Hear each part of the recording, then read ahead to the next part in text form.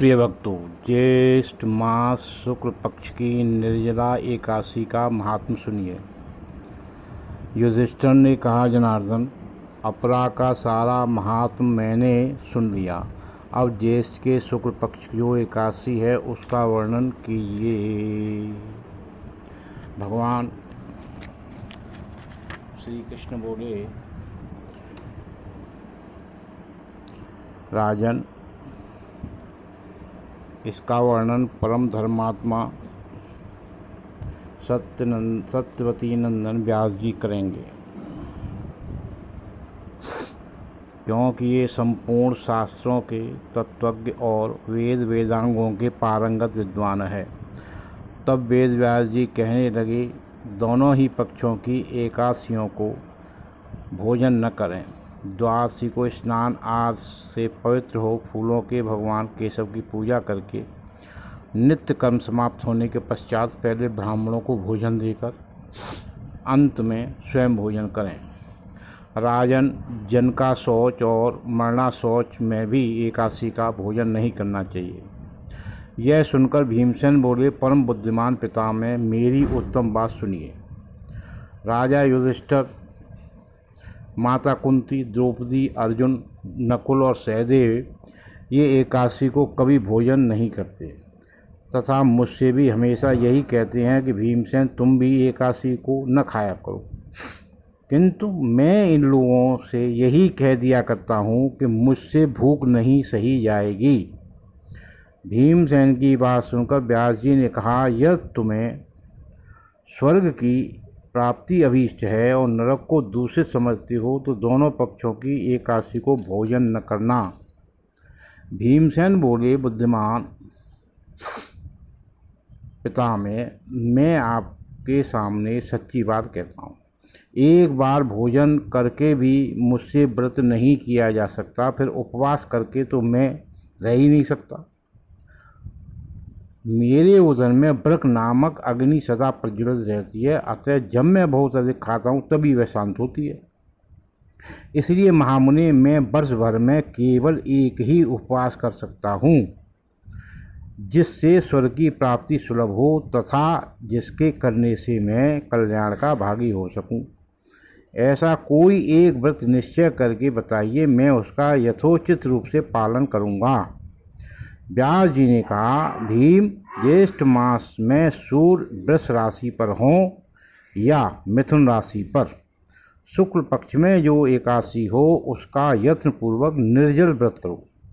केवल कुल्ला या आचमन करने के लिए मुख में जल डाल सकते हो, उसको छोड़कर और किसी प्रकार का जल विद्वान पुरुष मुख में न डालें, अन्यथा व्रत भंग हो जाता है। एकादशी को सूर्योदय से लेकर दूसरे दिन के सूर्योदय तक मनुष्य जल का त्याग करे तो यह व्रत पूर्ण होता है। तदनंतर द्वादशी को निर्मल प्रभात काल में स्नान करके ब्राह्मणों को विधिपूर्वक जल और सुवर्ण का दान करे। इस प्रकार सब कार्य पूरा करके जितेंद्रिय पुरुष ब्राह्मण के साथ भोजन करे। वर्ष भर में जितनी एकादशियाँ होती हैं उन सब का फल निर्जला एकादशी के सेवन से मनुष्य प्राप्त कर लेता है, इसमें तनिक भी संदेह नहीं है। संग चक्र और गदा धारण करने वाले भगवान के सबने मुझसे कहा था कि यदि मानव सबको छोड़कर एकमात्र मेरी शरण में आ जाए और एकादशी को निराहार रहे तो वह सब पापों से छूट जाता है। एकादशी व्रत करने वाले पुरुष के पास विशाल काय, विकराल आकृति और काले रंग वाले दंडपाशधारी भयंकर यमदूत नहीं जाते। अंतकाल में पीताम्बरधारी सौम्य स्वभाव वाले, हाथ में सुदर्शन धारण करने वाले और मन के समान वेग से विष्णुदूत आकर इस वैष्णव पुरुष को भगवान विष्णु के धाम ले जाते हैं। अतः निर्जला एकादशी को पूर्ण यत्न करके उपवास करना चाहिए। तुम भी सब पापों की शांति के लिए यत्न के साथ उपवास और श्री हरि का पूजन करो। स्त्री हो या पुरुष, यदि उसमें मेरु पर्वत के बराबर भी महान पाप किया हो तो भी वह सब एकादशी के प्रभाव से भस्म हो जाता है। जो मनुष्य उस दिन जल के नियम का पालन करता है वो पुण्य का भागी होता है। उसे एक एक पहर में कोटि कोटि स्वर्ण मुद्रा दान करने का फल प्राप्त होता सुना गया है। मनुष्य निर्जला एकादशी के दिन स्नान जब तप होम आदि जो कुछ भी करता हो वह सब अच्छे होता है।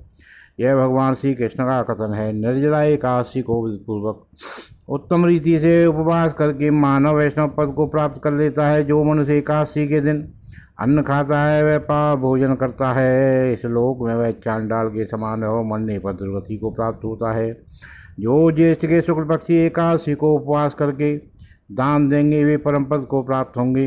जिन्होंने एकादशी को उपवास किया है वे ब्रह्मचारी, शराबी, चोर, गुरुद्रोही होने पर भी सब पातकों से मुक्त हो जाएंगे। कुंती नंदन, निर्जला एकादशी दिन श्रद्धालु स्त्री पुरुष के लिए जो विशेष दान और कर्तव्य है उसे स्वरूप उस दिन जल में स्नान करने वाले भगवान विष्णु का पूजन करो और जलमयी धेनु का दान करना चाहिए, अथवा प्रत्येक धेनु या धतमयी धेनु का दान उचित है।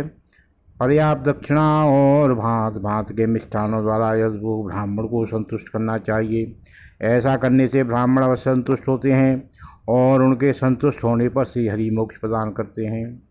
जिन्होंने समदम और दान में प्रवृत्त हो श्री हरि की पूजा और रात्रि में जागरण करते हुए इस निर्जला एकादशी का व्रत किया है, उन्होंने अपने साथ ही बीती हुई 100 पीढ़ियों को और आने वाली 100 पीढ़ियों को भगवान वासुदेव के परम धाम में पहुंचा दिया है। निर्जला एकादशी के दिन अन्न, वस्त्र, गौ, जल, सैया, सुंदर आसन, कमंडल तथा छाता दान करना चाहिए। जो श्रेष्ठ एवं सुपात्र ब्राह्मण को जूता दान करता है वह सोने के विमान पर बैठकर स्वर्गलोक में प्रतिष्ठित होता है। जो इस एकादशी की महिमा को भक्तिपूर्वक सुनता तथा जो भक्तिपूर्वक इसका वर्णन करता है वे दोनों स्वर्गलोक में जाते हैं। चतुर्दशी युक्त अमावस्या को सूर्य ग्रहण के समय श्राद्ध करके मनुष्य जिस फल को प्राप्त करता है वही इसके श्रवण से भी प्राप्त होता है। पहले दंत धामन करके यह नियम लेना चाहिए कि मैं भगवान केशव की प्रसन्नता के लिए एकादशी का निराहार रहकर आचमन के सिवा दूसरे जल का भी त्याग करूँगा। द्वादशी को देव देवेश्वर भगवान विष्णु का पूजन करना चाहिए।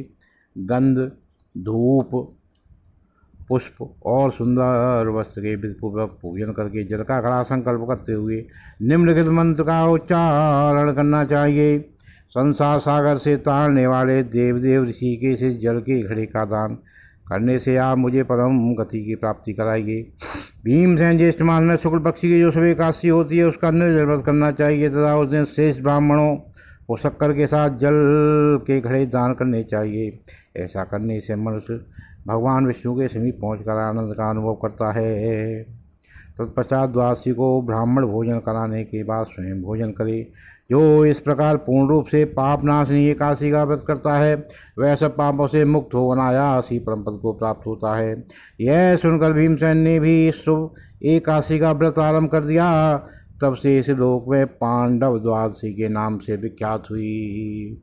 श्री कृष्ण गोविंद हरे मुरारे, हे नाथ नारायण वासुदेवाय। श्री कृष्ण गोविंद हरे मुरारे, हे नाथ नारायण वासुदेवाय। श्री कृष्ण गोविंद हरे मुरारे, हे नाथ नारायण वासुदेवाय। श्री कृष्ण गोविंद हरे मुरारे, हे नाथ नारायण वासुदेवाय। एका निर्जला एकादशी मैया की जय। कृष्ण भगवान की जय। राधा कृष्ण भगवान की जय। सद्गुरुदेव भगवान की जय। हरि बोल, हरि बोल, हरि बोल।